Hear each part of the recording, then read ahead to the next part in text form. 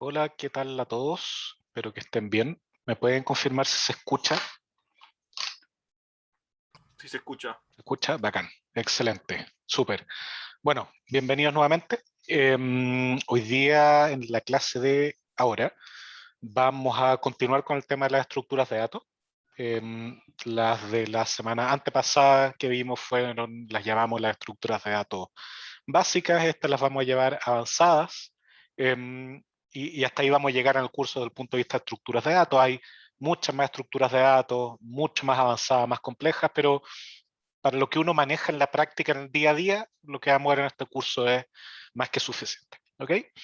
Así que vamos a ver eso. Una vez que terminemos la materia, tengo un ejemplo que vamos a revisar, y las consultas, voy a pasar a leer el enunciado del taller de hoy día, que bueno, apenas terminemos la clase lo voy a subir. ¿Ok?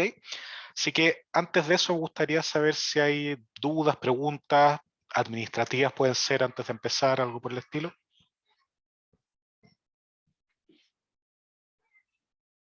Nada al parecer, todo claro.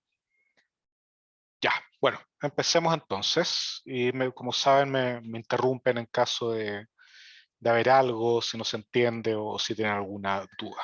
¿Ok? Ya, entonces, estructuras de datos avanzadas. Recuerden que esta es la parte A del capítulo 2. Ya, la próxima semana, la parte B, vamos a ver contenido que no es estructuras de datos, pero sí se complementa muy bien con las estructuras de datos. ¿Ok? Entonces, bueno, un poco de repaso, que a mí me interesa bastante que quede claro, qué son las estructuras de datos. Bueno, la estructura de datos esencialmente corresponde a un tipo de dato especializado, diseñado para agrupar, almacenar, mantener o acceder a la información de manera más eficiente que un tipo de dato básico. Ya eso ustedes ya lo experimentaron de cierta manera con las listas, los diccionarios y las tuplas, en particular con el diccionario, creo yo, donde pudieron darse cuenta que el encontrar algo era infinitamente más rápido en un diccionario que en una lista, si es que yo conocía cierto aspecto como la llave. Ya, si no lo conozco, bueno, entonces corresponde ocupar una lista. Entonces ahí uno empieza a tomar esta idea de que, mira, va a depender de lo que yo quiero hacer, la manera que yo voy a estructurar mi estructura de datos, valga la redundancia, y de lo que yo quiero programar. ¿Ya? Y en realidad, ¿cuál ocupar también? Entonces, esta elección de qué estructura ocupar, en qué momento, ¿ya? Es lo que en mi opinión hace la diferencia entre un programador, mejor dicho, una persona que sabe programar, ¿ya? Y un buen programador. ¿Ok? Eh, Está lleno de ejemplos de, no lo digo por ustedes ni de cerca, sino en otras disciplinas de gente que dice, mira, yo sé programar, y es porque netamente ha escrito un par de líneas de código en Python, alguna cosa así, ¿ya? Pero el programar, ¿ya? Y el ser un buen programador o ser un programador hay una diferencia enorme. Y una de las principales, ¿ya? No es conocer muchos lenguajes, ¿ya? Eso claramente no es necesariamente una característica de un buen programador o de alguien que programa bien, ¿ya? Sino que una de las esenciales es conocer bien las estructuras de datos adecuadas y cuál ocupar en el momento dado. ¿Ya? Eso es esencial, y esta unidad del curso, esta parte del capítulo 2 junto con la del capítulo anterior, buscan desarrollar en ustedes esas nociones, al menos las iniciales. ¿Ok? Entonces, bueno, vamos a continuar con algunas estructuras de datos un poco más complejas. Y para eso me gustaría retomar brevemente dos de las que vimos la clase pasada, o sea, la parte pasada del capítulo pasado, que son las listas y las tuplas. Ya las listas las declarábamos con los corchetes, las tuplas con los paréntesis, y vimos que eran bastante similares en el sentido de que ambas me permitían guardar elementos del tipo que yo quisiera, pero estaban limitadas o restringidas, o la característica que tenían era que siempre había un orden. ¿Ya? Yo había insertado las cosas en un orden y ese orden se mantenía, ¿ya? Y yo en base a ese orden las podía indexar, ¿ya? Y la diferencia en el caso de las listas y las tuplas, más allá de que se declaran de manera distinta y que tienen nombre distinto, es que las tuplas eran inmutables y las listas eran mutables, ¿ya? O sea, yo declaro una tupla inicialmente y no puedo cambiarla, ¿ya? Entonces, por ejemplo, si yo en código pongo que A va a ser igual a 1,2, y después digo que A va a ser igual a 3,4. Este A de acá es distinto a este A de acá. No solo porque el porque los datos almacenados son distintos, ¿ya? Sino porque el objeto, este objeto de acá, es distinto a este objeto de acá. ¿Ya? Son distintos objetos. ¿Por qué? Porque como las tuplas son inmutables, si yo quiero asignar nuevos valores de tupla a la misma variable A, tiene que ser una tupla distinta. ¿Ok? Entonces no es que al hacer esto yo haya modificado el 1 por el 3 y el 2 por el 4. No, ya son distintas. Y eso es súper importante tenerlo claro, porque tiende a generar bastantes errores en un programa. Uno dice, oye, pero si es la misma. No, pues no es la misma, es otro objeto. ¿Ok? Y bueno, las listas se diferencian de las tuplas en que son mutables, ¿ya? En que si yo decía A, digamos que A es ahora una lista. Yo digo que A sub 0 es igual a Disculpe, 3. en el caso de la anterior, la tupla, Sí. en la segunda A reemplazaría a la primera. Sí, la segunda es una tupla nueva. Ya eso es lo que está tratando de decir, que en el fondo es un objeto distinto. Si uno fuese a la memoria del computador, ¿ya? Uno vería que esto ya no está ocupando el espacio que yo esperaba que ocupara, que en realidad lo está ocupando esto. Es algo completamente nuevo, ¿ya? Y Ya entonces, a importante partir de tenerlo claro. cuando aparece el segundo A, queda para siempre reemplazado. Es que, a ver, mira, por ejemplo, ocupemos una variable var, ¿ya? Que lo pongo el valor 7, ¿ya? Yo después puedo hacer var igual 8 y var va a haber cambiado el valor, ¿ya? Porque es una variable, ¿ok? Ahora, y aquí creo que este es el ejemplo que puede ser relevante.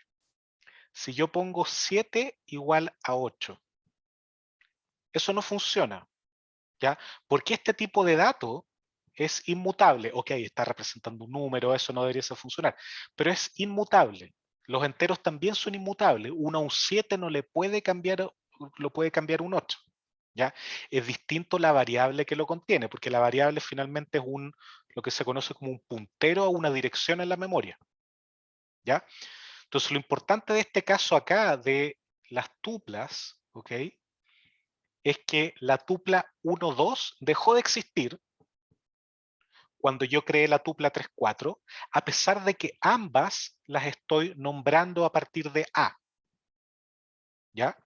¿Y por qué es importante tenerlo claro? Porque en este caso, ya pasemos a las listas, ¿ya? Si yo tengo una lista que era, digamos, 1-2 al principio, ¿ya? Voy a hacer lo mismo. Y después digo A0 igual 3, ¿ya? Efectivamente ahora mi lista es 3,2. ¿Ya? Si yo hubiera intentado hacer esto acá, me hubiera tirado un error. Porque A era una tupla y las tuplas son inmutables, ¿ya? Pero como ahora no es una tupla, sino que es una lista, no tengo problema, ¿ok? Entonces es súper importante tener eso claro, ¿ya? Las tuplas son inmutables y por eso son muy buenas, por ejemplo, para hacer llaves de diccionario. Porque es importante que la llave del diccionario no cambie, como habíamos discutido el último resumen de materia hace 2 semanas atrás, porque las llaves son a partir de las cuales yo calculo esta función de hash que me permiten ir a una posición. Si es que yo cambio la llave, ya no voy a poder ir a donde estaba antes, ¿ya? Entonces no me sirve. Por eso las tuplas son buenas para esto o cualquier tipo de dato inmutable, ¿ya? Las listas no pueden ser utilizadas como llaves para un diccionario, por ejemplo, porque son mutables, ¿ok? Ya, entonces, eso habíamos visto la clase de materia pasada, el resumen pasado, que era de listas y tuplas. ¿Ok? Entonces, en la materia de esta semana, lo que ustedes revisaron, nos encontramos inicialmente con dos nuevas estructuras de datos que son los tags y las colas. ¿Ya? Y esencialmente los tags y las colas son listas, ¿ya? O como se conocen en terminología más genérica, son arreglos. ¿Ya? Son listas ordenadas de elementos, pueden ser números, puede ser cualquier objeto o clase que a mí se me ocurra. ¿Ok? ¿Cuál es su característica particular? Es que la manera en que yo accedo a los elementos, ya sea de stack o de cola, tiene un orden o una regla específico, ¿ya? En una lista yo podía ir a cualquiera de los elementos, ¿ya? En un stack, ¿ya? Que un stack es lo mismo que una pila, yo voy, como lo dice el nombre, apilando los elementos uno encima de otro, ¿ya? Y por lo tanto, y si yo quiero sacar, bueno, no puedo sacar el de más abajo, no es como un Jenga, sino que yo tengo que sacar el de más arriba, ¿ya? Antes de ir a los de abajo. Por lo tanto, su esquema de funcionamiento es LIFO, Last In, First Out, ¿ya? El último que puse, y siempre esto va poniéndose arriba, es el primero en salir, ¿ok? Y eso esto es una de las estructuras de datos más utilizadas, ¿ya? Y en Python son implementados ya sea con las listas, como lo vieron ustedes en la materia, o con una estructura de datos que se llama el DQ, que es Double-Ended Queue, que es una cola en que yo puedo meter cosas por los dos lados, ¿ya? Vamos a ver eso, va a quedar más claro ahora que veamos la cola, ¿ok? Pero esencialmente el stack es una lista en la que yo tengo que seguir la regla de LIFO. El último elemento que metí es el primero que va a salir, ¿ya? Ahora, si yo tengo un stack y empiezo a indexarlo con corchete i, se me va a desarmar todo, ¿ya? Entonces lo que yo debo hacer es mantener el orden del stack ocupando el append para agregar algo en el tope del stack, ¿ya? O ocupar pop para sacar lo que está en el tope del stack. ¿Ya? Eso está descrito en la materia, la idea es que lo hayan practicado, pero esa es esencialmente la diferencia. Ya el stack es una pila. Otra estructura de datos muy parecida, implementada muy similarmente, salvo algunos detalles, son las colas, ¿ya? Y las colas siguen un esquema, no quiero llamarlo inverso, pero parecido, pero en algo distinto, en que en vez de ser LIFO, el last in, first out, ¿ya? El esquema es el first in, first out. El primero que se metió es el primero que sale. Entonces, esto voy a ocupar este mismo diagrama de arriba, voy a borrar esto para no llevar a error, ¿ya? Pero si tuviera esta lista que tengo arriba, o este arreglo, como queramos llamarlo, ¿ya? Yo, dame un segundo, termino de borrar. Si yo puse algo por acá al principio, ¿ya? Y empiezo a seguir poniendo cosas ahí, ¿ya? Este elemento, llamémosle 1, empezó a moverse para acá, empezó a moverse para acá, cada vez más a la izquierda, porque cada vez estaba poniendo más cosas, ¿ya? El tema es que si esto fuese un stack, yo cuando digo pop voy a sacar el tipo que está más acá, pero en una cola el tipo que voy a sacar va a ser el que está más acá, ¿ya? En este caso sería el 4, ¿ya? O dicho de otra manera, ¿ya?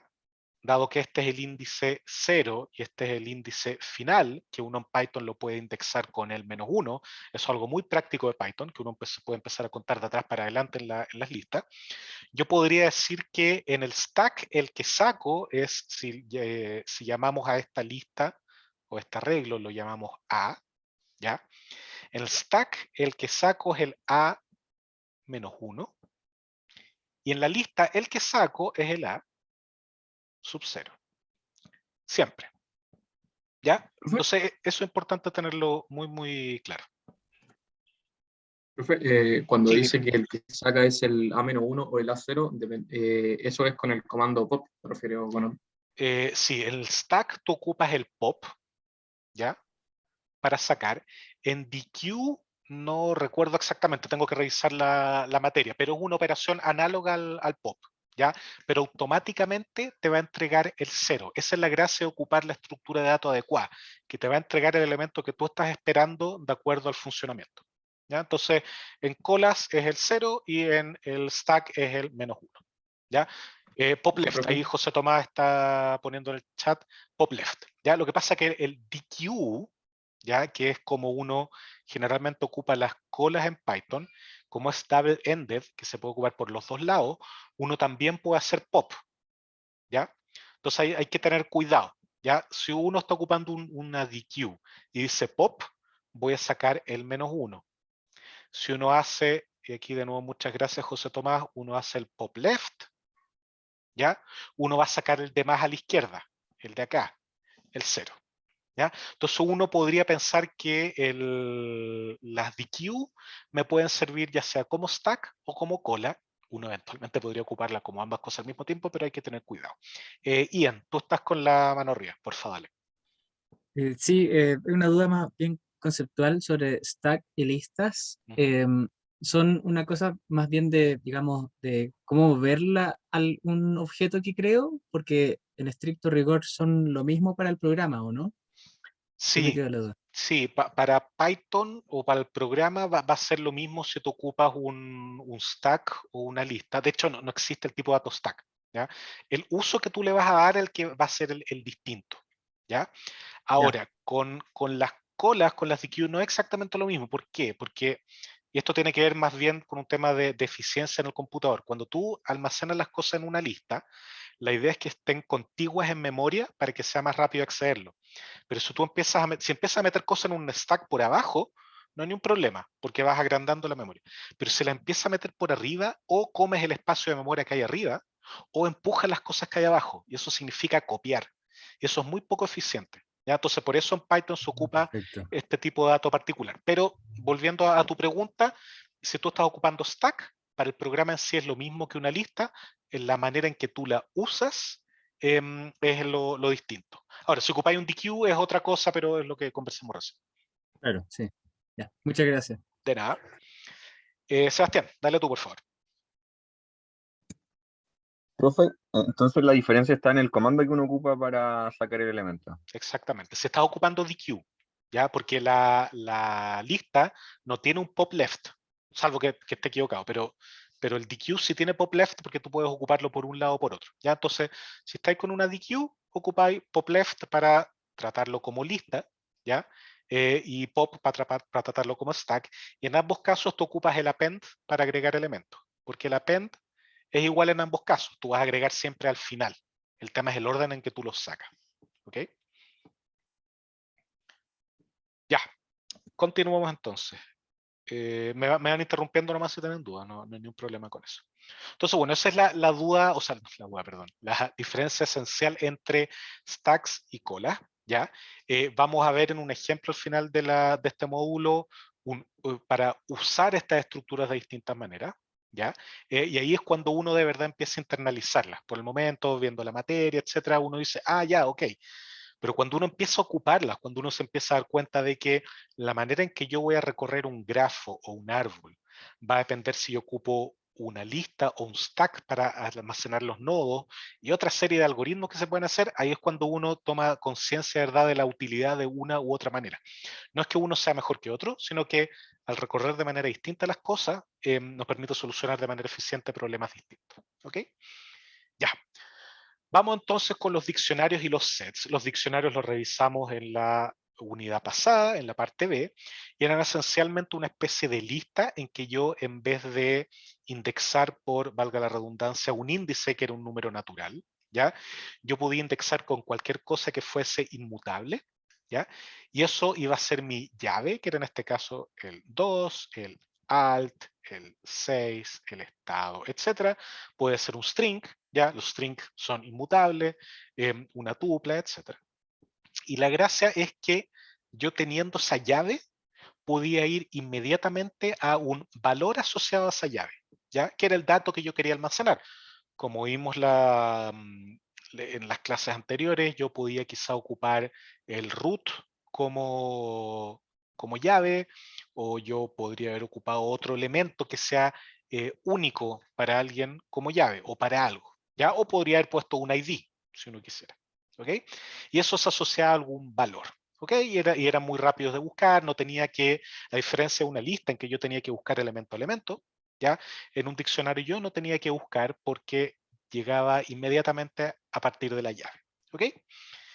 Ya, algo bastante interesante de los diccionarios, que es una consecuencia de ocupar este esquema, es que no tienen un orden. ¿Ya?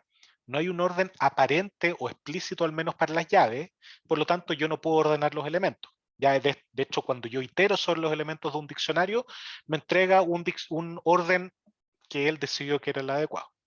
¿Ya? Entonces uno puede pensar el diccionario como una bolsa con cosas. Una bolsa, perdón, no ordenada, donde yo puedo inmediatamente llegar a los elementos dada una llave. ¿Ok? Los sets son muy parecidos a los diccionarios, ¿ya? De hecho, se declaran casi iguales a ambos con estas llaves, ¿ya? Pero a diferencia de un diccionario, en los sets no hay valor, es solo la llave, ¿ya? Entonces, 2, alt, 6, nota, var y estado. Ya, eso es lo único que hay. Entonces, pueden ser muy eficientes, por ejemplo, si yo quiero almacenar cosas no repetidas, porque un corolario de lo anterior es que no puede haber llaves repetidas. Porque si hay llaves repetidas, significa que mi función de hash va a ir al mismo lado y no tiene sentido. Por lo tanto, no puede haber llaves repetidas. ¿Ya? Si yo llego a ocupar la misma llave, voy a sustituir el objeto que está almacenado, el valor. Y eso viene muy útil en los sets, ya que no puede haber elementos repetidos porque solo estamos ocupando las llaves de un diccionario. Yo puedo agarrar una lista, transformarla en un set y después transformarla de nuevo a la lista, y esa lista inmediatamente ya no tiene ningún elemento repetido, ¿ya? Porque en los sets no hay elementos repetidos, ¿ok? Entonces, como solo voy a tener valores y no llaves, cuando lo declare voy a poner los elementos nomás, 7, 8, var, etcétera, ¿ya? Y no como el diccionario que yo tenía que poner los dos puntos, la llave y el valor, ¿ya? Esa es una diferencia al momento de declarar. ¿Ok? Pero desde el punto de vista de funcionamiento son iguales. Por detrás sigue siendo una tabla de hash en que yo pongo el valor, o sea, perdón, la llave, pero ahora como no tengo valor me va a decir, solamente me puede contestar si es que existe o no existe ese elemento en el set. ¿Ya? Esa operación es rapidísima. Y si nos remontamos 2 semanas atrás, si no me equivoco, al ejercicio de la suma de cuadrados, podemos pensar que un set era la estructura de datos adecuada para utilizar ahí, porque rápidamente podíamos verificar si la suma de 2 cuadrados estaba o no estaba en la suma de cuadrados que yo ya había inventado, yo había calculado antes. ¿Okay? Entonces, el set, en resumidas cuentas, es casi lo mismo que un diccionario, solo que no tiene valores, solo tiene la llave, ¿ya? Y eso nos permite que rápidamente podemos verificar o asegurar que no hay nada repetido y que podemos encontrar los elementos rápidamente. ¿Ok? O sea, Ya. esto es más rápido poder verificar si un elemento X está dentro de un set en lugar de que el mismo elemento X esté dentro de una lista. Sí, sin duda, y eso corre igual para el diccionario, ¿ya? Si es que, pero va a depender si yo tengo la llave, ¿ya? Pero como muy bien dices tú, Miguel, si es que yo tengo un set con números enteros y quiero verificar si el 6 está o no, es mucho más rápido hacerlo en el set porque voy a ir directamente a ver si está el 6 o no, ¿ya? Eso de todas maneras sin duda. Vicente pregunta si un set lo llamo como set key, solamente me verifica la existencia de la llave. Sí, debiese eso retornar true o false, pero en realidad uno ocupa el in, ¿ya? Como pone ahí Benja, ¿ya? Ahí uno puede verificar. Y Sebastián pregunta, ¿el set puede tener cualquier cosa dentro? Sí, lo que sea. También un diccionario, también una lista, ¿ya? Uno puede tener cosas heterogéneas, objetos, números básicos, etcétera, ¿ya? No hay ningún problema.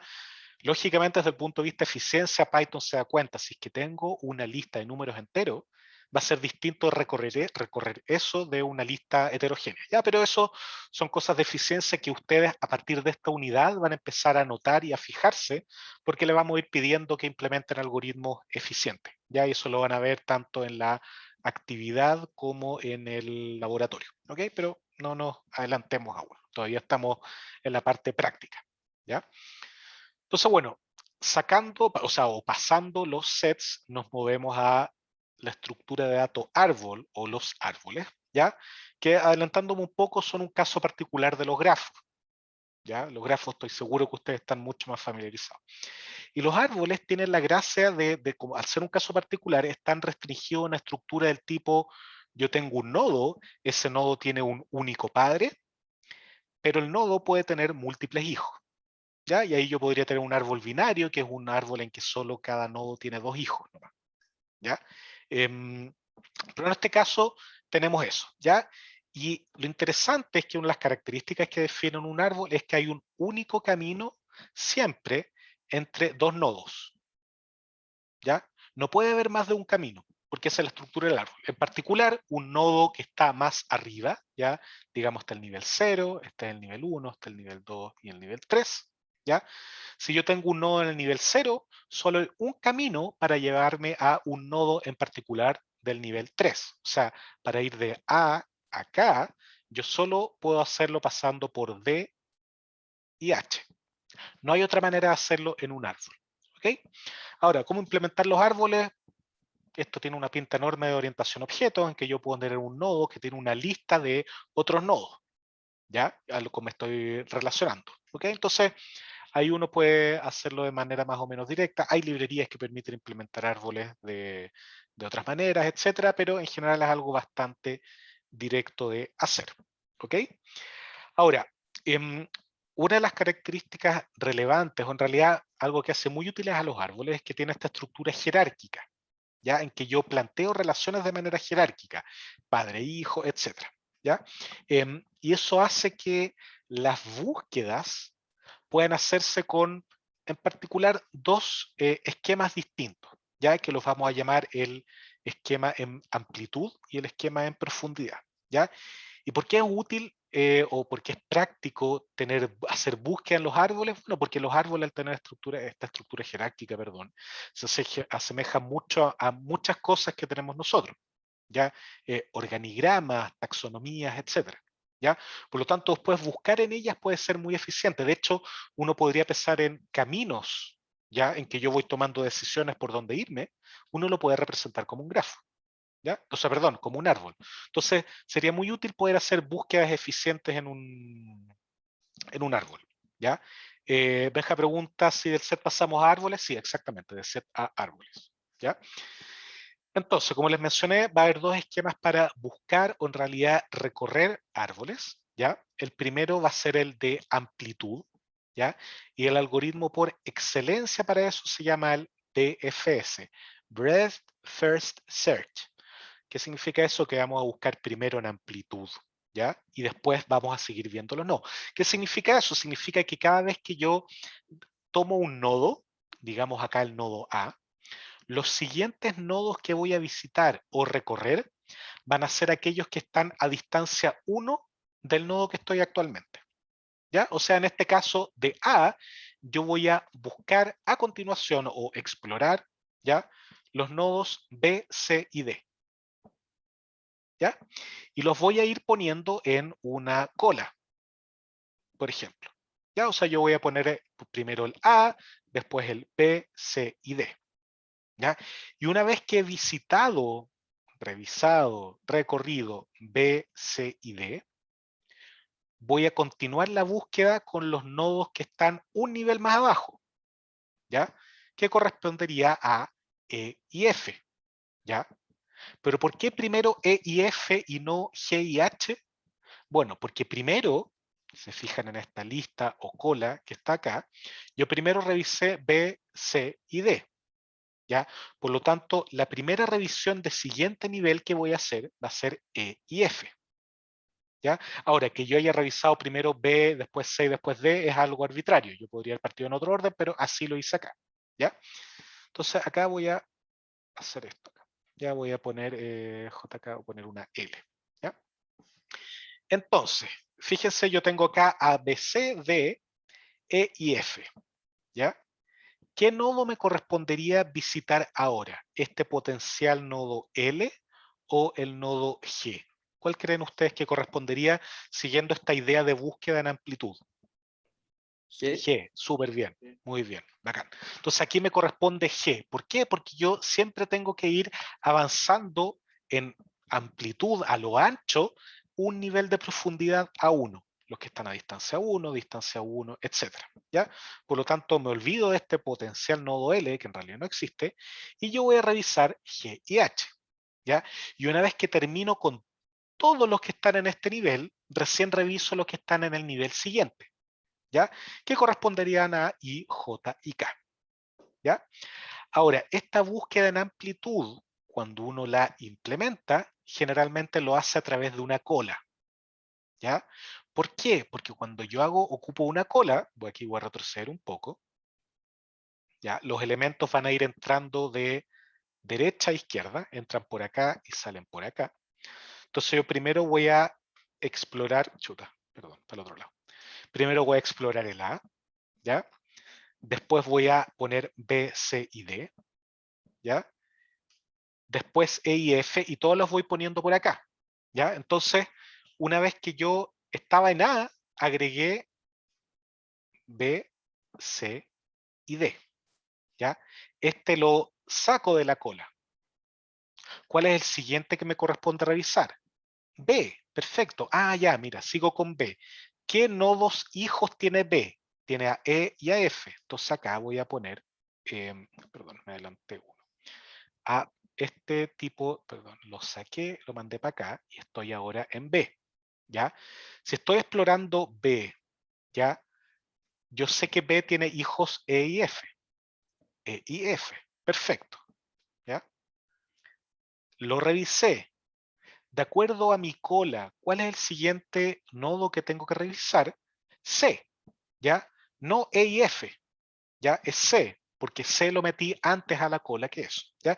Y así sucesivamente, ¿ya? Entonces yo para buscar en amplitud, siempre o preferentemente voy a utilizar una cola como estructura de datos para ir almacenando los nodos que tengo que revisar. Reviso un nodo, meto sus hijos en la cola, saco el nodo que estoy revisando y agarro el siguiente nodo en la cola, ¿ya? Y eso funciona excelente para hacer esto. Esa es la manera en que uno implementa BFS, ¿ok? Ya, ¿alguna duda de BFS antes de pasar al siguiente? Nada, al parecer. Ya, oiga, los quiero felicitar porque somos más de 100. Ya esto no había pasado antes, significa que están bien metidos en el curso, los felicito. Me quedo muy, muy satisfecho por eso. ¿Ya? No había pasado en otros semestres tener tanto engagement de ustedes, ¿ya? Así que bacán, los felicito. Ya sé que todos están haciendo un esfuerzo por asistir en estas condiciones. Ya, entonces vamos al siguiente esquema, el esquema de búsqueda en profundidad, ¿ya? Que se conoce como el DFS, que es Depth First Search. ¿Ya? Todos aprobados, dice Sebastián. Para serles sincero, generalmente este curso lo aprueban todos o casi todos. ¿Ya? Hay gente que lamentablemente queda en el camino, por ese motivo este semestre nos estamos preocupando específicamente de ellos para que no pase. Pero generalmente nadie o casi nadie repite. El semestre, reprueba. El semestre pasado reprobó más gente, pero chuta, estamos en pandemia, hay distintas cosas. Pero la idea, obviamente, este semestre es que nadie repruebe, y para eso estamos haciendo todos los esfuerzos, pero no va a ser todo aprobado así de la nada. Eso. Descártenlo. Ya, pues, entonces, este esquema de profundidad, ¿ya? Revisa o recorre el árbol justamente con esa idea de ir siempre llegar a lo más profundo posible y de ahí devolverme a buscar a los nodos siguientes. ¿Ya? Entonces, si yo parto en el nodo A, que es mi nodo raíz, ¿ya? Lo voy a poner acá que no lo había mencionado, uno siempre tiene que considerar a este como el nodo raíz, ¿ya? Este nodo raíz después vamos a pasar al nodo B, ¿ya? Que es el siguiente. Y después de B, si esto fuese BFS, yo iría al nodo C, ¿cierto? Pero como yo estoy revisando en profundidad y estoy haciendo el DFS, yo voy a ir ahora al nodo E, ¿ya? Que es el siguiente al que puedo meterme en profundidad. Ahora, si elijo el de más a la izquierda o el más a la derecha, da un poco lo mismo, ¿ya?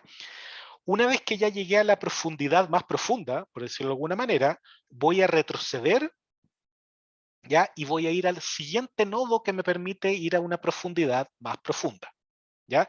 Y ese sería el nodo F, ¿ya?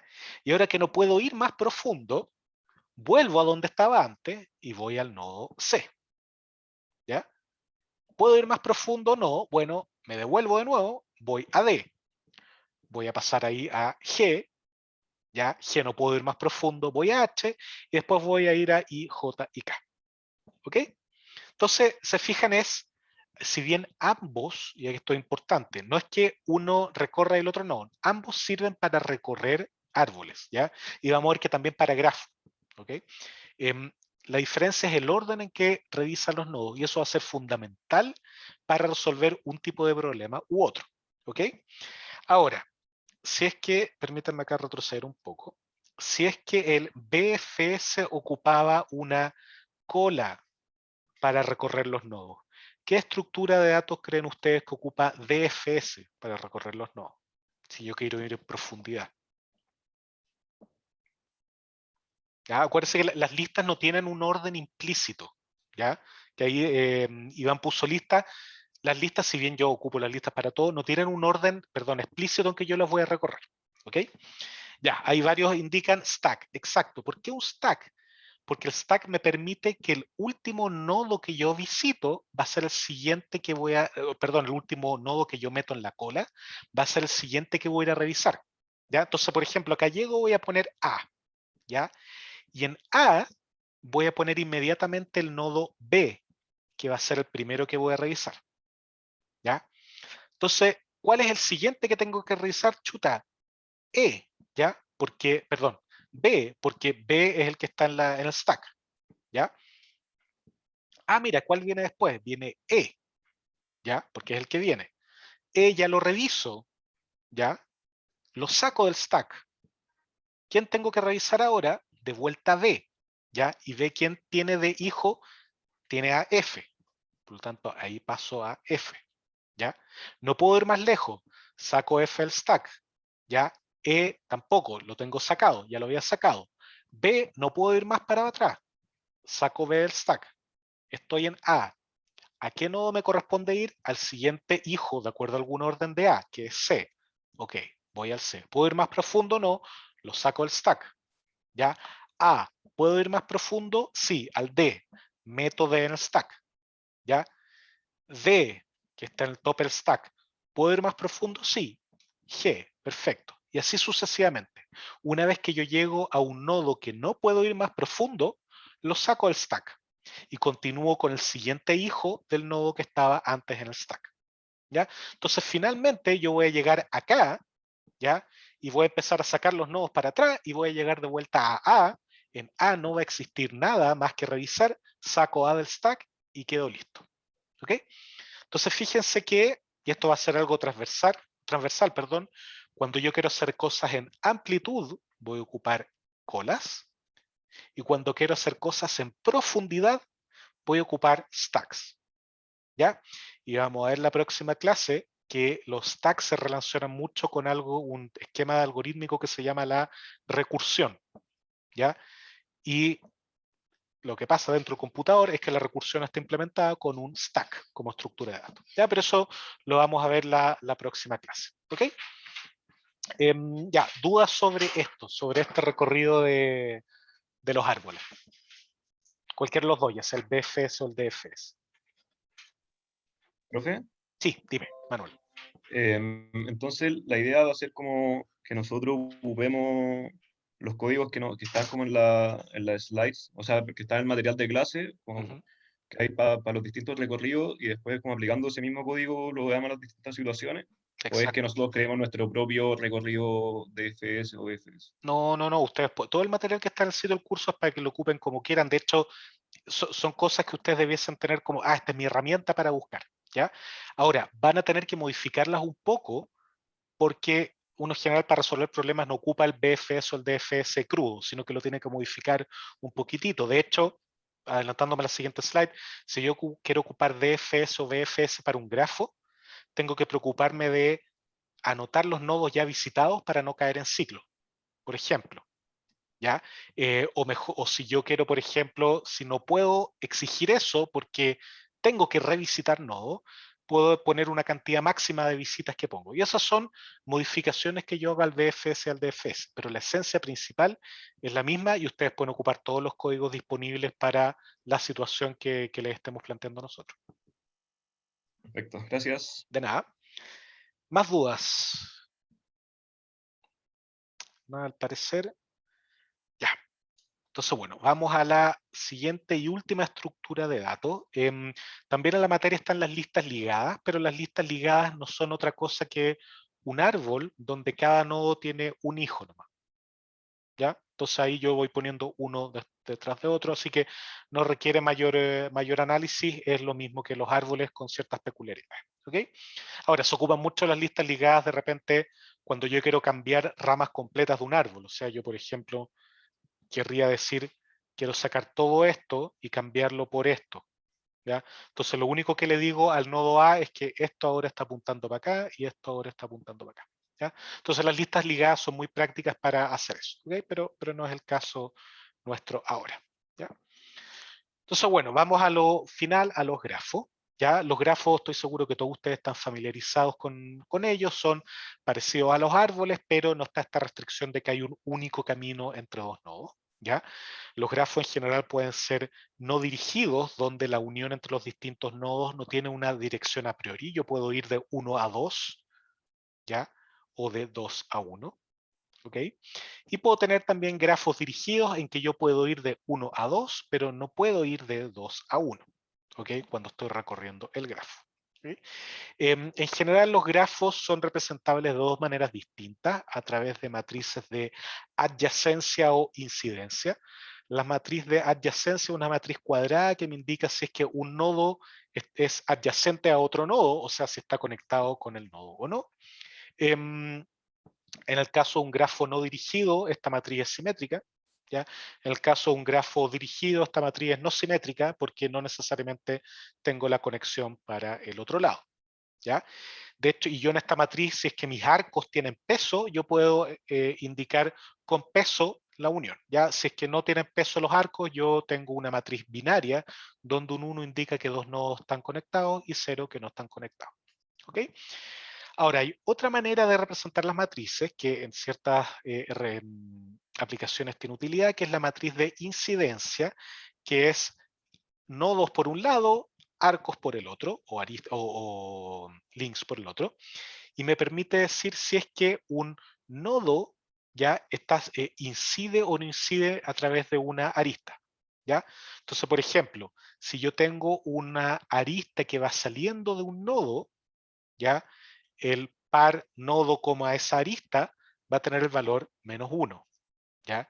Y si yo tengo un nodo, o sea, una arista que está incidiendo en un nodo, ¿ya? En esta matriz de incidencia, el par nodo con esa arista, esa coordenada en la matriz, ¿ya? Va a tener un 1, que significa que está incidiendo. ¿Ok? Y uno puede ocupar el mismo truquito con el signo y los pesos para indicar si el arco tiene peso o no. ¿Ok? Ahora, los grafos son ultra útiles, uno los ocupa en todo para representar cualquier tipo de relación, ¿ya?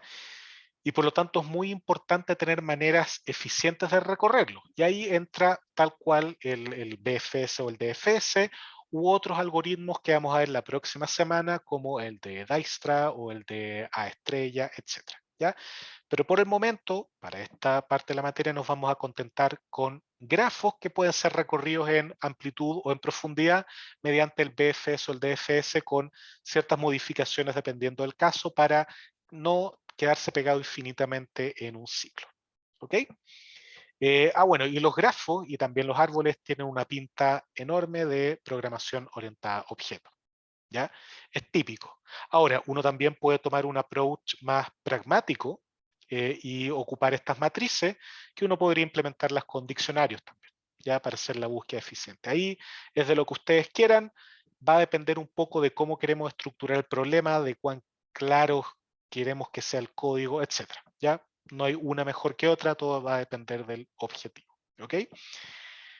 Ya, duda hasta acá, porque lo que viene de la clase es revisar un ejemplo que va a ser más o menos rápido. Abro el Profe, micrófono. Sí, dime, Isidora.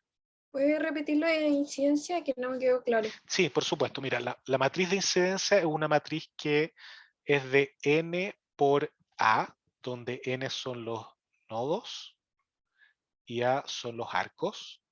¿Ya? E indica lo siguiente, si es que el elemento, ese va a ser el I, J, ¿ya? Tiene un -1, eso significa que del nodo I está saliendo la arista J. ¿Ya? Si no hubiera sido eso, si hubiera sido un 1, significa que al nodo I está llegando la arista J. ¿Ya? El signo te indica si un nodo está saliendo, o sea, una arista está saliendo o no. ¿Ya?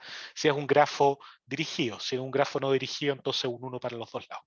Y tal cual como en el otro caso, esto en vez de ser un 1 podría ser el peso si es que mis arcos tienen peso. ¿Ok?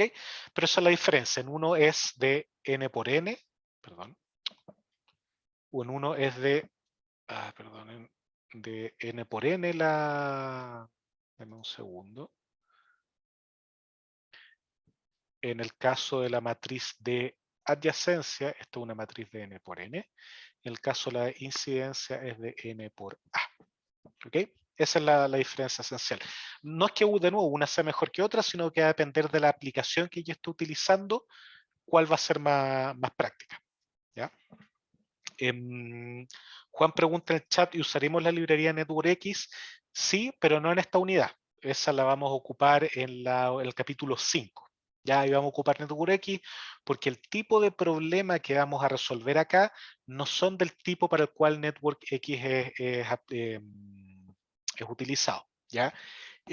¿Por qué? Porque en este capítulo vamos a ocupar los grafos como una herramienta para representar ciertas cosas y los vamos a ir recorriendo de acuerdo a ciertos criterios particulares. Ya NetworkX es una librería que me permite más para, que también puede servir para esto, pero sería un poquito como matar una mosca con un cañón. ¿Ok? Pero sí la vamos a ocupar más tirado para el final del semestre. Yo sé que es una librería súper práctica, que en flujo, no estoy seguro si la están ocupando ahora o no. O sea, si parten ocupándola, pero va a ser muy práctico que ustedes la aprendan a usar.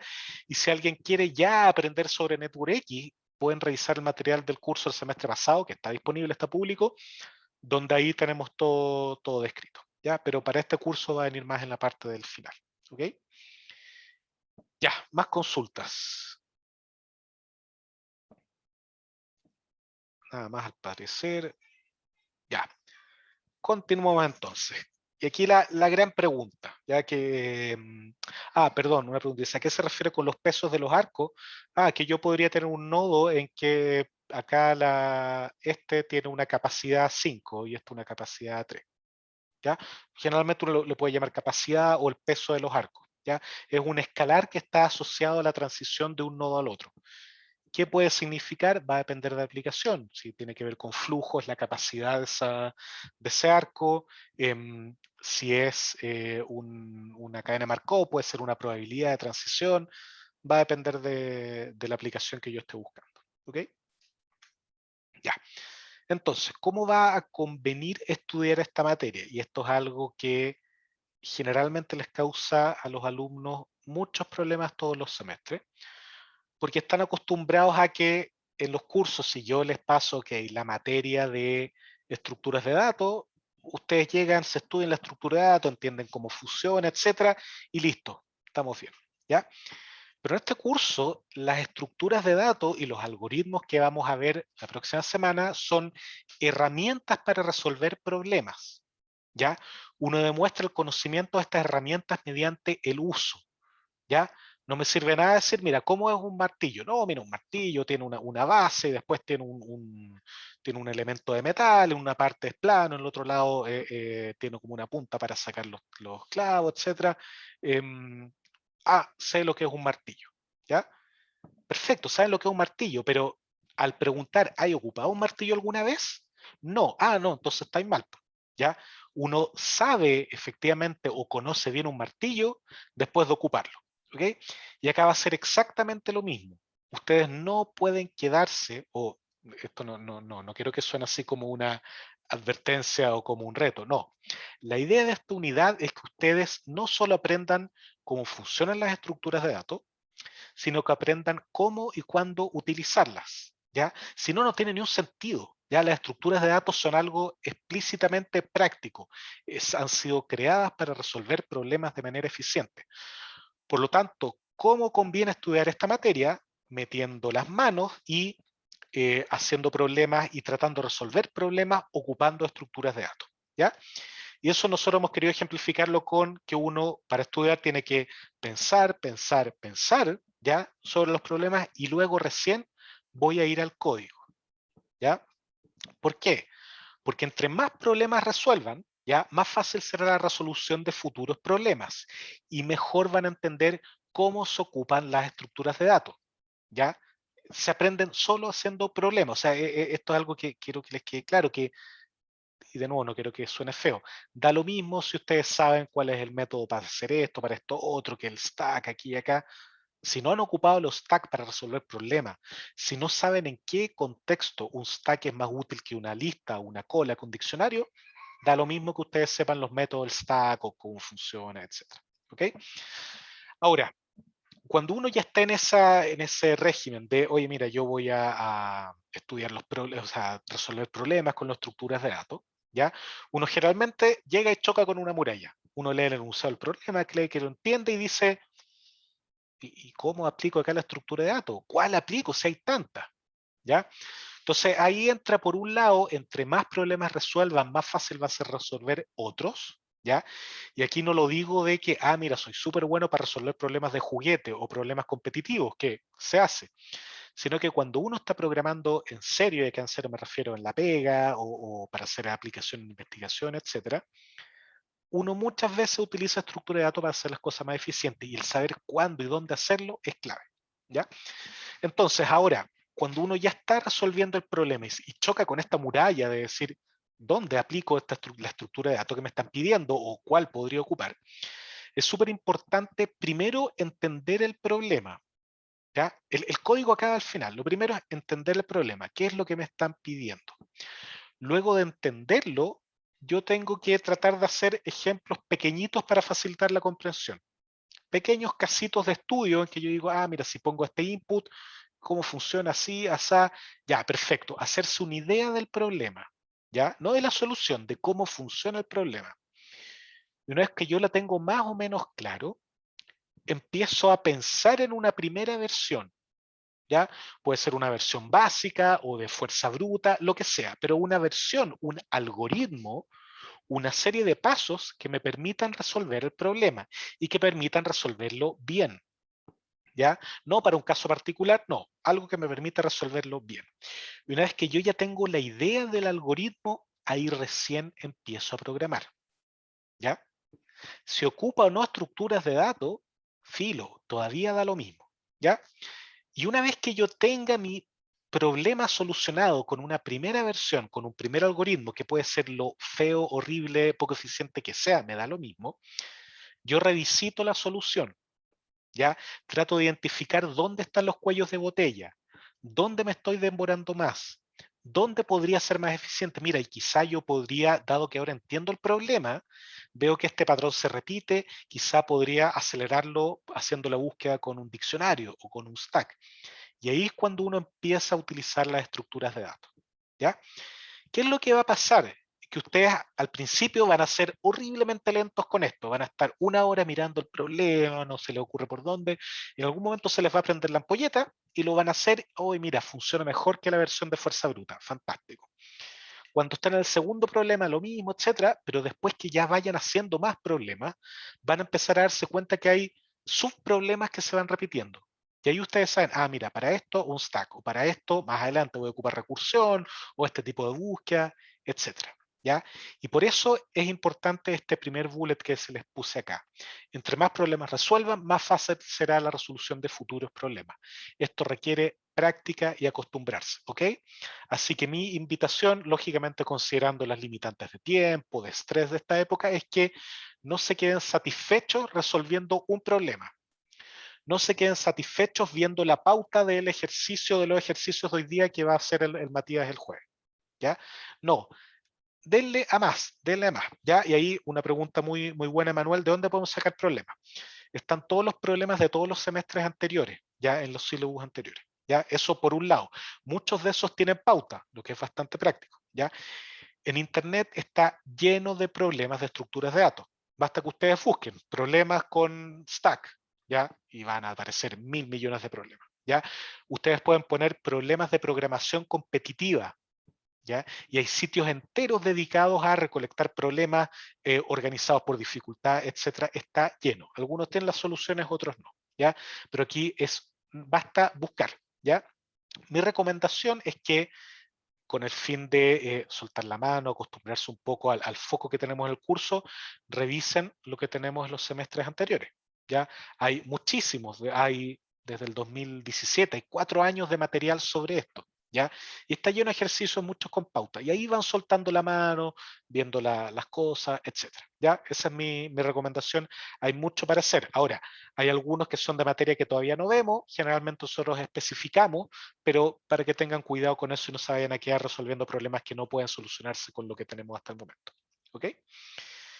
Ya, dudas de esta parte. Nada. Ya, vamos entonces a lo último, que debería ser bastante rápido, que es un ejemplo práctico para terminar.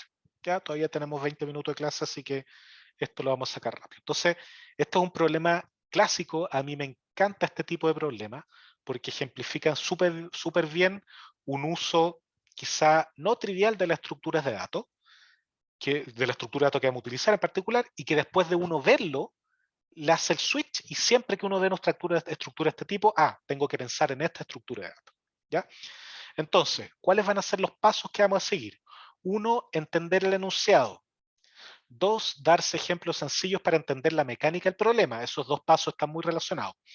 3, pensar formas de abordar el problema. 4, programarlo. 5, luego pensar en, ¿puedo mejorarlo? ¿Ya? Y una vez que lo pienso, sigo programando. Y ahí sigo repitiendo esto. ¿Ya? Puedo mejorarlo, sigo programando, etc. ¿Ya? Ese va a ser el esquema que vamos a utilizar. Y el problema es el siguiente. Dado un string que solo utiliza paréntesis de estos 3 tipos, abre, cierra paréntesis, abre, cierra corchete, abre, cierra llave, ¿ya? Queremos determinar si este string que nos entregaron como parámetro está balanceado o no. ¿Y qué significa que esté balanceado? Bueno, aquí entra el entender el enunciado y darnos ejemplos sencillos para entender la mecánica, ¿ya? Entonces veamos, por ejemplo, aquí yo les indico, si recibo este string, ¿ya? Que es abre, cierre paréntesis, abre llave, abre corchete, cierre llave, cierre paréntesis, ¿ya? Ese para este problema es un string balanceado, por lo tanto vamos a retornar true. ¿Por qué? Porque yo cada vez que abro, por ejemplo, acá un paréntesis, lo cierro, ¿ya? Después voy a abrir un paréntesis, voy a abrir una llave, abrir un corchete, y cuando ahora me toque cerrar, ahora yo podría abrir de nuevo, pero eventualmente acá me toca cerrar, voy a cerrar con el que corresponde, ¿ya? Con el de llave. Si yo, por ejemplo, acá hubiera puesto, perdón, con el corchete, si yo hubiera puesto una llave acá, esto no está balanceado, porque este tipo va a estar tratando de cerrar algo que no le corresponde, ¿ya?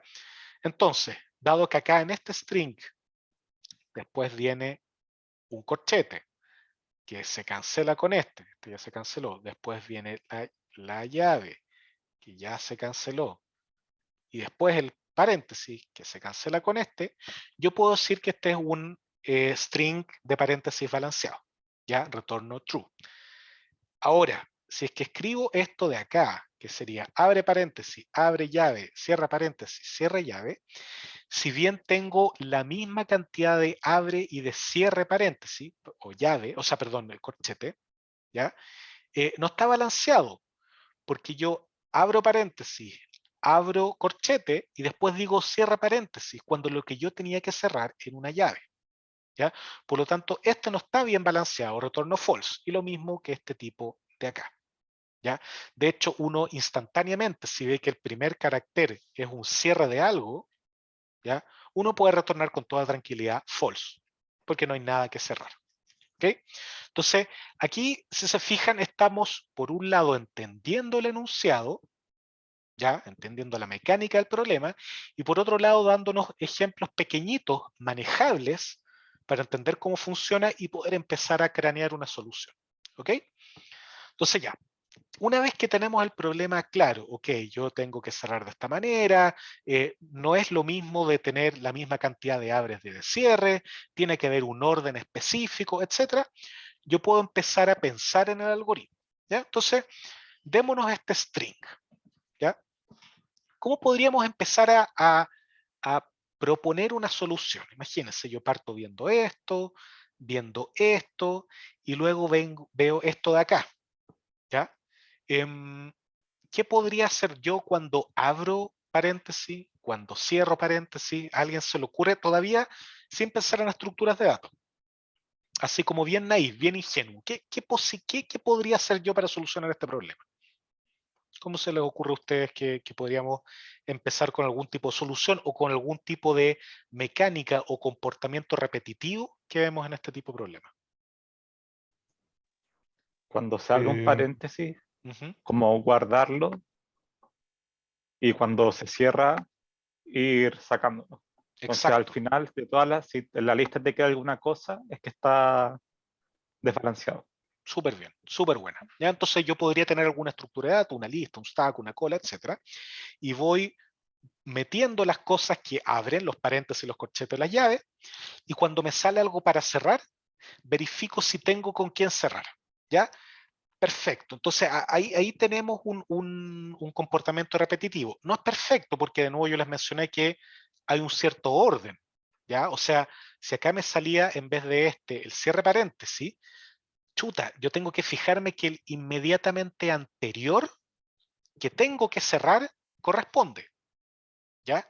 Acá no corresponde. Entonces, ahí tenemos por una parte el aspecto medular, que es yo tengo que ir almacenando las aperturas e ir comparándola con los cierres, ¿ya? Pero tengo que hacer algo más, ¿ya? Entonces, por ejemplo, ahí José dice que el primer paréntesis no sea de cierre. Sí, es un comportamiento repetitivo y que uno podría ponerlo como un caso de entrada, ¿ya? Si no es de cierre, o sea, si es de cierre, estoy fregado, chao, ¿ya? Pero ahí Ian pone algo interesante, dice LIFO, ¿ya? ¿Y por qué el LIFO sería útil acá? Porque resulta que yo tengo que cerrar el que está inmediatamente más cercano a lo que yo estoy poniendo, ¿ya? Y eso es justamente el LIFO, por lo tanto, ¿con qué estructura de datos se relaciona el LIFO? Y en este caso sería la estructura que vamos a utilizar. ¿Cuál era la que ocupaba LIFO? ¿Se acuerdan o no? Stack, súper bien, ¿ya? Era el stack.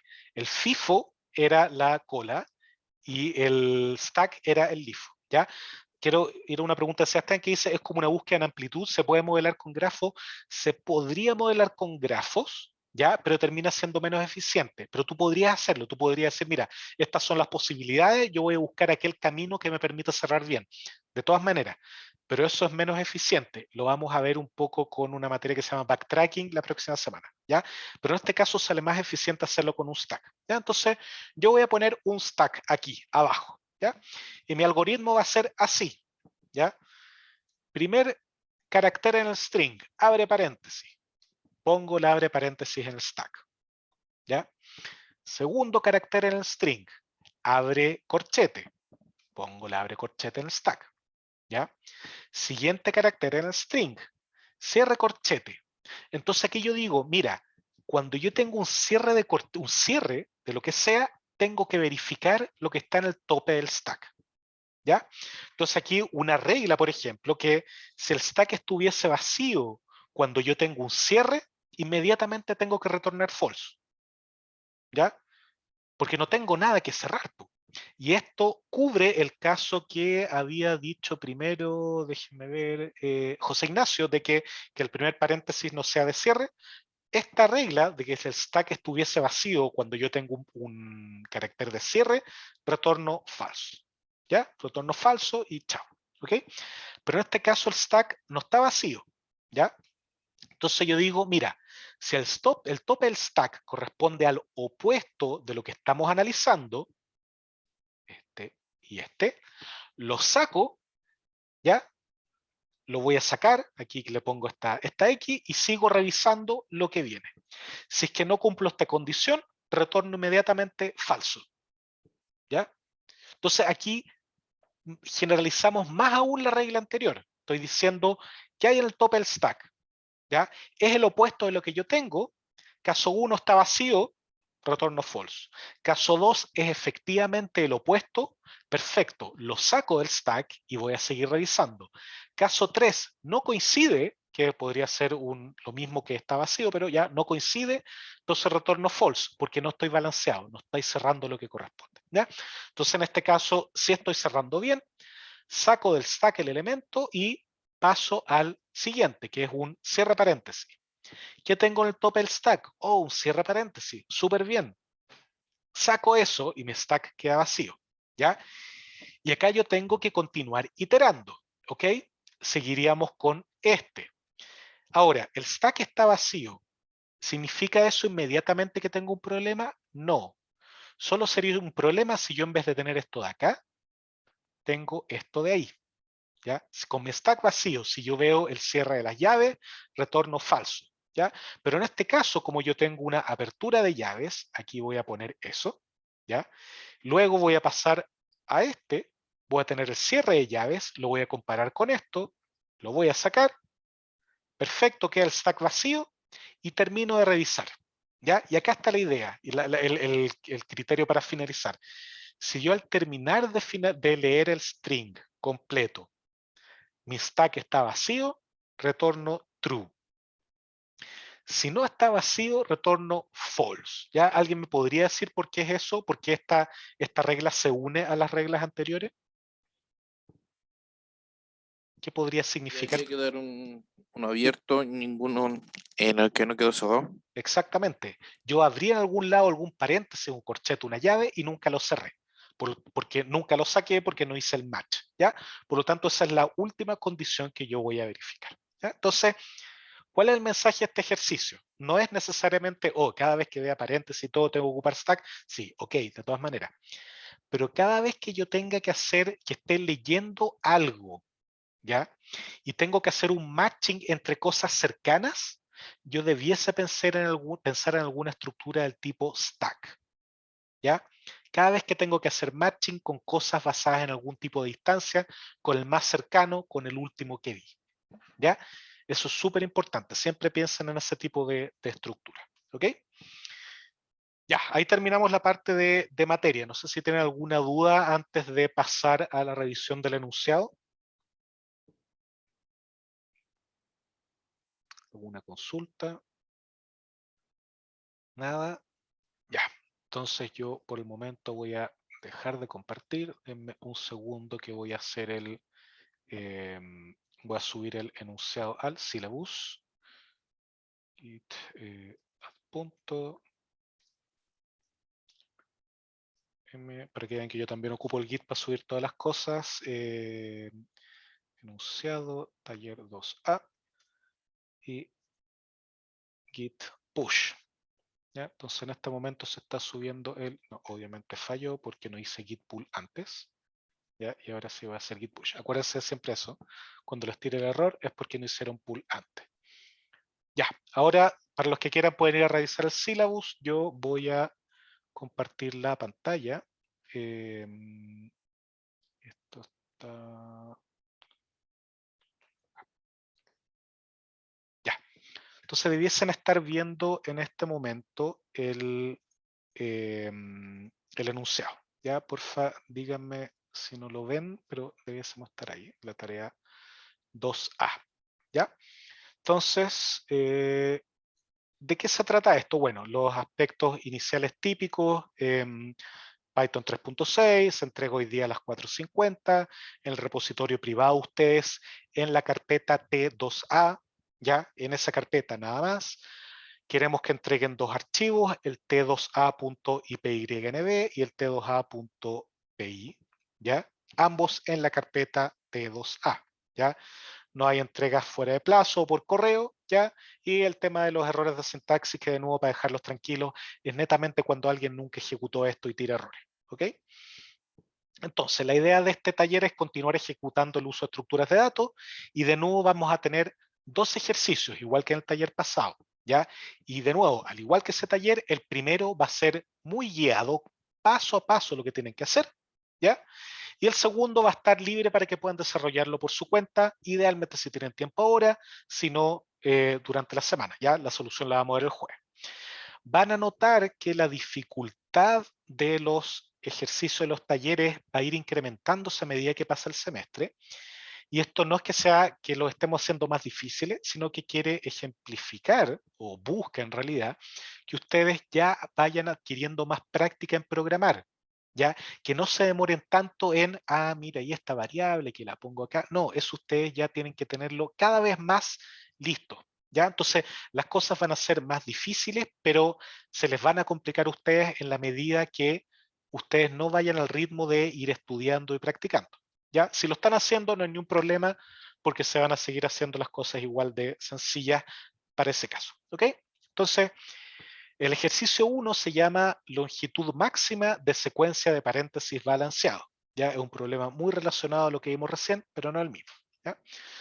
Entonces acá, utilizando la estructura de datos stack, construye un programa que encuentre la longitud de la secuencia de paréntesis balanceados más larga presente en un string compuesto únicamente por paréntesis. Acá no hay corchete ni tampoco hay llave, solo paréntesis.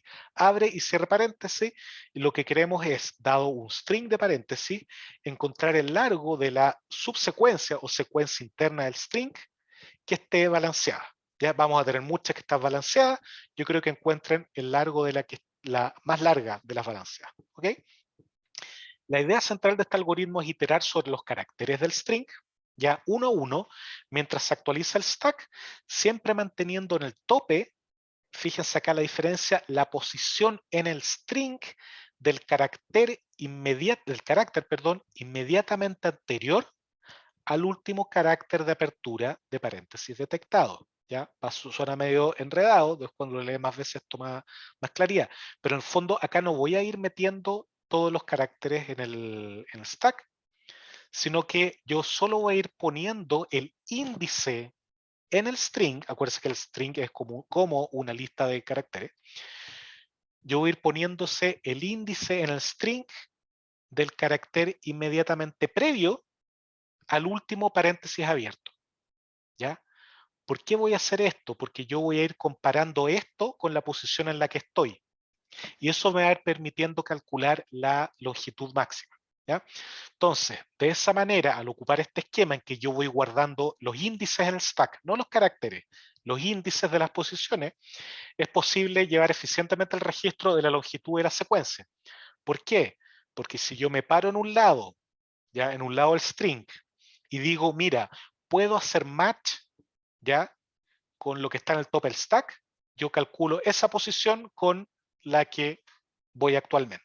¿Ya? Aquí es importante las posiciones, no el carácter, porque sabemos que solo hay dos tipos de caracteres, abre y cierra paréntesis. Por lo tanto, en el stack, si ponemos el índice, ya podemos asumir que es el índice de un abre paréntesis.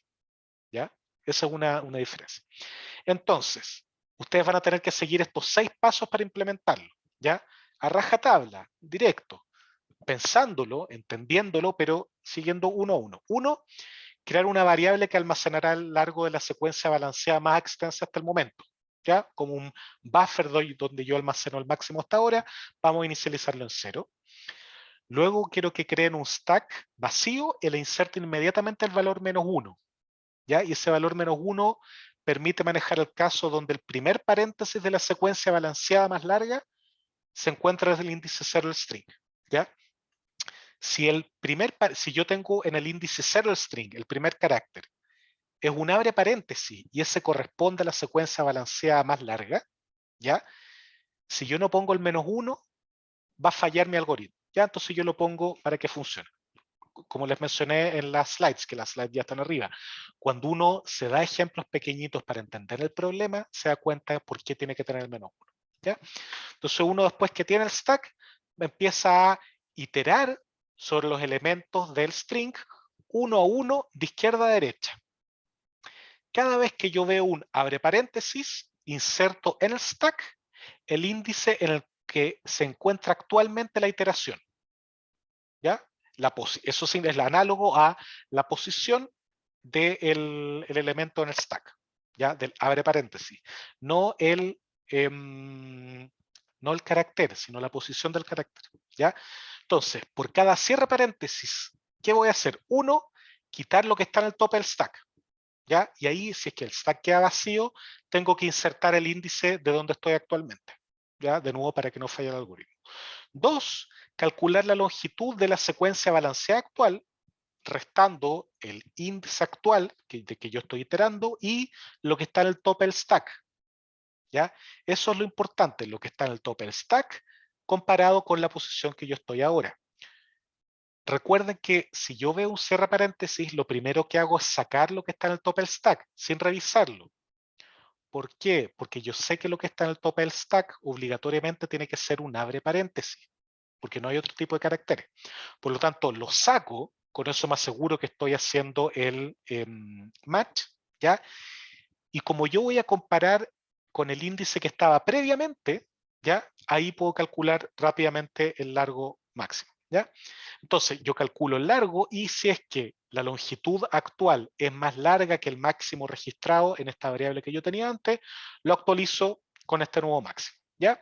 Y esto le pedimos que lo empaqueten en una función que reciba como argumento el string de paréntesis y que retorne el número natural que indique el resultado deseado, ¿ya? Como lo que tenemos acá. Yo pongo este paréntesis, ¿ya?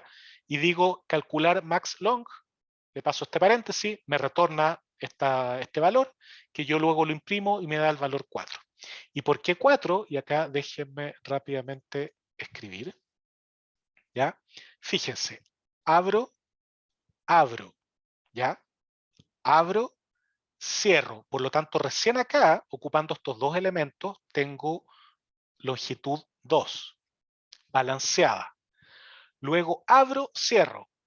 Otra longitud 2, pero como seguía balanceado, es 2 más 2 y tengo longitud 4, ¿ya? Por lo tanto, la secuencia balanceada más larga, ¿ya? Parte de acá y termina acá, ¿ya? Perdón, ahí y acá. Estos dos no forman parte de la secuencia balanceada, ¿ya? Entonces fíjense que es un problema similar al que vimos recién en clase, pero no es exactamente lo mismo, ¿ya? Mi recomendación, sigan las instrucciones y a medida que van programando se van a ir dando cuenta de la lógica por detrás, ¿ya? El ejercicio 2 es, dado un grafo, esto lo va a ver en 2 segundos muy rápido, dado un grafo dirigido, un nodo de origen O y un nodo de destino D, quiero que encuentren la cantidad de caminos de largo M, que es un parámetro dado, que van desde el nodo O al nodo D, ¿ya? Y para esto se recomienda ocupar el algoritmo BFS. Quiero que esto lo empaquen, en realidad es una variación de BFS, ¿ya? Y quiero que empaquen el algoritmo en una función que reciba con argumento una lista de tuplas, donde cada una denota un arco dirigido en el grafo, ¿ya? Los índices de los nodos de origen y destino y el largo M que tenemos que encontrar, y retorne un número natural que indique la cantidad de caminos encontrados, ¿ya? Entonces, acá en el ejemplo tenemos un grafo que es, tiene 8 nodos, fíjense, 0, 1, 2, 3, 4, 5, 6, 7, o sea, tiene 8 nodos, y tengo conexiones entre esos 8 nodos, por ejemplo, el nodo 0 está conectado con el 6, el 0 al 1, el 1 al 6, de manera dirigida, ¿ya? Yo especifico que mi nodo de origen es el 0, mi nodo de destino es el 3, mi largo 4, y llamo a mi función caminos largos M con el grafo origen destino M, y me va a retornar la cantidad de caminos, que en este caso es 3. Y acá yo pongo como comentario que los caminos son estos. Esto no es lo que ustedes tienen que imprimir en pantalla. Esto, o sea, claro, el resultado que tienen que obtener es este 3 de ahí. No es esto de acá. Esto yo lo puse solo como comentario para aclarar. ¿Ok? Y el objetivo parcial de participación, tal cual como el taller anterior, es terminar el ejercicio 1. ¿Ya? Solo el 1. Entonces, mi recomendación, ahora que nos vamos a ir de recreo, a la vuelta del recreo, sigan a rajatabla esto, crear la variable, bla, bla, bla, van a ir entendiendo esto, ya, revisítenlo y después que lo terminen, pasan al ejercicio. ¿Ok? Ya, eso, fue bien contundente la clase. Pablo dice, en el ejercicio 1, abre, cierra, cierre, ese tendría largo 4, ¿ya? Porque sería, lo voy a poner acá, abre, cierre, cierre. Yo voy a meter esto, fíjense, mi stack parte con -1, ¿ya? Después voy a poner eso, voy a poner un 0, voy a poner un 1. Tengo un cierre paréntesis, lo primero que me dice es saca esto, ¿ya? Ese cierre paréntesis está en el índice 2. 2 menos 0 es igual 2. Y el índice, la longitud más larga que tenía antes era 0, la actual es 2, por lo tanto lo cambio por 2. ¿Ya? Sigo. ¿Qué veo acá? Un cierre paréntesis. Saco lo que tenía. ¿Ya? Me queda en el top del stack un menos 1. 3 menos menos 1 igual 4. 4 es más grande que 2, sí, sale este y queda el 4 y terminé. ¿Ya? Entonces en ese caso es 4. Esa es la manera en que funciona el algoritmo. ¿Ok? Fíjense acá, si no hubiéramos tenido el menos 1, hubiéramos fracasado miserablemente. ¿Ya? ¿Por qué? Porque el abre paréntesis es parte de la secuencia más larga. ¿Ok? Ian, tú primero, por favor. Hola, profe, que creo que el ejemplo de la pregunta está malo. Este de De la hoja. este de acá, No, el de más abajo, donde sale el código. pero tú dices el de los paréntesis o el del grafo. Más bien los paréntesis, porque el largo de la mayor secuencia de paréntesis me daría 1. No, es 4. Es 4 Pero porque ¿por tú, qué? mira, hagámoslo acá. ¿Ya? Tú ves Porque, acá, tienes el stack con el menos 1, ¿cierto? o sea, Después, puedo verlo por el stack, pero si veo los paréntesis, los únicos que están cerrados son los dos pares de la derecha. ok, ya, El pero paréntesis sí. de más a la izquierda no se cierra nunca. No, claro, estos dos sí. Pero es que esto tiene largo 2, ¿ya? Claro, pero no es 4, como dice la salida. Sí, pues que tienes otro Porque, de 2 ahí, pues. Porque todo pero esto está balanceado. ¿Ya? la secuencia más larga balanceada. Balanceada, sí. No es el balance particular no es secuencia así, en el fondo. Es una Comprendo. secuencia completamente balanceada, ¿ya? Es un poquitito distinto a los casos típicos que uno ve, ¿ya? Por eso en este caso la respuesta es 4. Ya, ya, la secuencia balanceada. Perfecto, gracias. Eso, de nada. Sebastián, dale tú, por favor. Sebastián. Profe, Sí. entonces el stack como máximo va a tener 2 valores dentro. En este ejercicio en particular, dices tú, Sí. en este va a tener 3 valores dentro como máximo. Va a partir con menos 1, ¿ya? Porque es lo que tiene. Después con el 0, que es el primero, lo rayamos. Después el 1, que es el que viene, este acá. Va a tener 4, perdón, ¿ya? Después este de acá, que es el 2. Y después inmediatamente voy a sacar el 2. ¿Ya? Después voy a sacar ¿ya?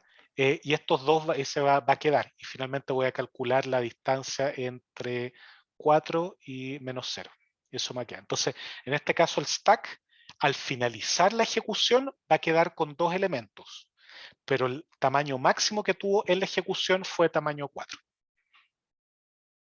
¿Lo puedo repetir? Que no entendí Sí, bien por el supuesto. orden de que fue sacando Sí, déjame el 2 y el 1.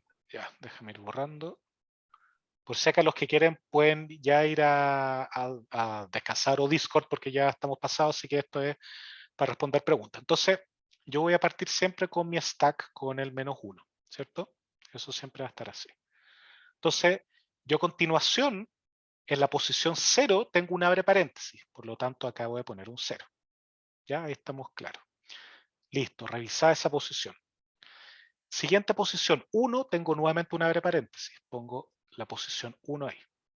¿Ya? Siguiente posición, abre paréntesis en la posición 2. Ya, abre paréntesis posición 2. Perfecto. Siguiente posición, la posición 3. ¿Ya?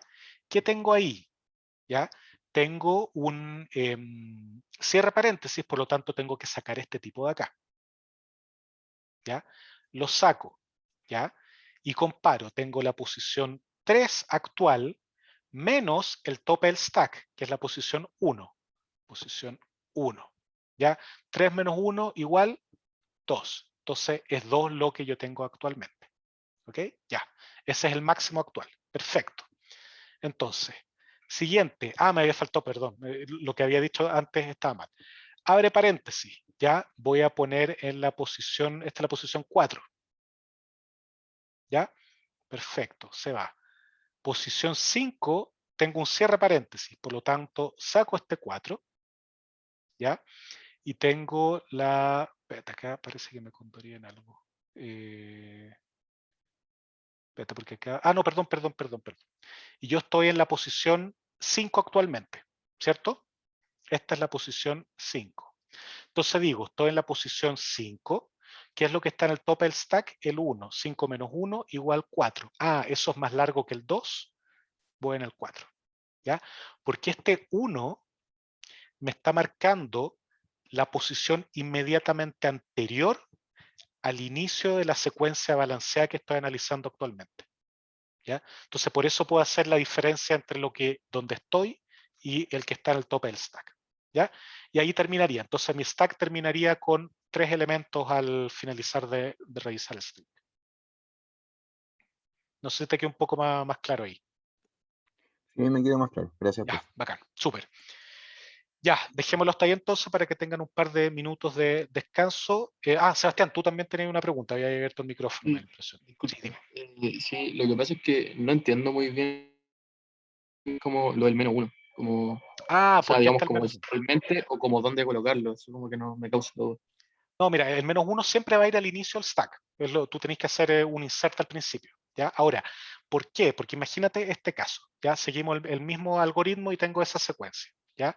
No pongo el menos 1. Entonces va a decir el primer tipo, ¿dónde está? Un abre paréntesis en la posición 0. ¿Ya? Listo, se fue. ¿Ya? Esta está en la posición 1. ¿Ya? Lo primero que tengo que hacer cuando veo un cierre paréntesis es sacar lo que está en el tope del stack. ¿Ya? Y calcular la diferencia entre donde estoy yo ahora, 1, con lo que está en el tope del stack. Pero no tengo nada en el tope del stack. ¿Cachai? Entonces se me cae el algoritmo. Para evitar eso, yo pongo un menos 1, ¿ya? De tal manera que, como estoy asumiendo con esta condición que el primer abre paréntesis está en la posición 0, la posición inmediatamente anterior a la 0 es la menos 1. Por eso yo pongo ahí el menos 1. Pero solo para ese caso, solo para el caso en que el primer abre paréntesis de la secuencia balanceada más larga está en la posición 0. ¿Ya? No es para nada más, es como una condición de borde para la cual yo me estoy protegiendo. Ya, profe, gracias. De nada. Ya, dejémoslo ahí, ya son las 3:30, vamos a pasar directamente a Discord. Yo la grabación de esto lo voy a subir apenas pueda, el enunciado ya está subido, así que eso, nos vemos en unos segundos en Discord. Chao, chao.